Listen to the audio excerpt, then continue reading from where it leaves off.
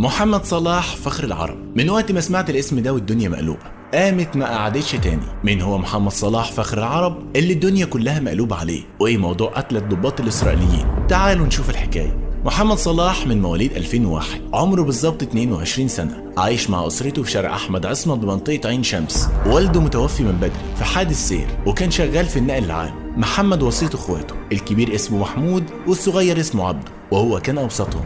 محمد ما كملش تعليمه، أخد الإعدادية وقال كفاية عليا كده علشان أساعد إخواتي، وكان شغال نجار. دخل الجيش عام 2022 دفعة يونيو، وطبعا عشان ما كملش تعليمه فلبس 3 سنين، وخدم في الأمن المركزي على الحدود الأراضي المحتلة الفلسطينية في قطاع شمال سيناء. بس طبعا كلنا عارفين إن محمد كان أمن مركزي يعني داخلية، واللي نعرفه إن الجيش بس اللي بيبقى على الحدود. بس المرة دي لا يا صديقي، والسبب هنا يا أستاذي لأن في اتفاقية سلام بتنص إن اللي يقف على الحدود الفلسطينية المصرية هي شرطة وليست حرب.